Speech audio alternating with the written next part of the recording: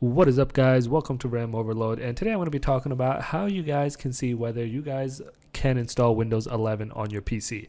So Windows 11 is a new operating system that is coming out, but you can get the pre-release like I have over here and basically just test it out and pretty much use it, right? It has all of the new, or I shouldn't say all, but most of the new features that will be on Windows 11, and you can basically get it right now. So first thing first, your PC has to be eligible, otherwise you won't be able to upgrade. And the way to check that is PC health check.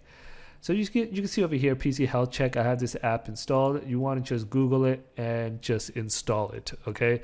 And once you see Google and install it, you'll see this over here, and it's basically just telling you what your computer is, basically stats about your computer, okay? And it's pretty simple. It's a really lightweight application, right? I'll just pull it up over here just to show you the website.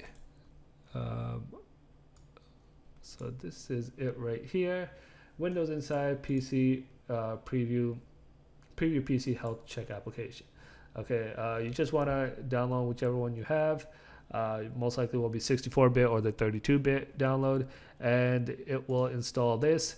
And you can see I have 48 gigs of RAM. This is my SSD 256. That's my computer name, and basically you want to click this here, check now. So my PC is eligible. I'm already on Windows 11, so it would be odd that if I fail it now. But basically, let's see all results. These are the things you need to pass. The PC has to secure boot, TPM 2.0 enabled, a specific processor that supports Windows 11, because not all do, but I believe a decent amount do. So if you have one of the newer computers, it probably will support it. 4 gigs of RAM and 64 gigs of hard drive, 2 or more processors, or 2 or more cores, and the clock speed of 1 gigahertz or faster. So most of you guys probably will pass everything except for this one, TPM 2.0. I have another video on how to enable that on your computer. It was kind of a pain for me to enable it on my computer. It's just not that simple, and it's different on most computers. So I'll try to make the video I have is like a generic video that will work across all the board. So make sure to check that out. I'll leave it in the link below. Other than that, once you pass all this, you are able to upgrade to Windows 11, okay? And you won't just find it on the website. There are certain things you have to enable on your computer. So let's go to what is it? Update. Windows Update over here. For developers, you want to have that option enabled, right? Well, not that one, but you have to. There's an option over here. I'm not exactly 100% sure, but there's an option where right here, Windows Insider Program. So you have to be a part of that.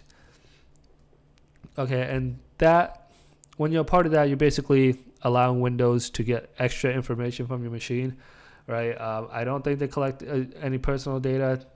They might do, but they say they don't.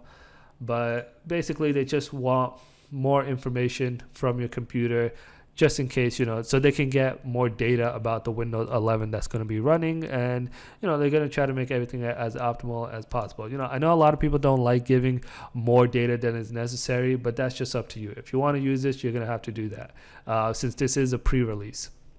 So once you're part of that, you should see the updates in just the regular Windows Update over here, and everything should show up.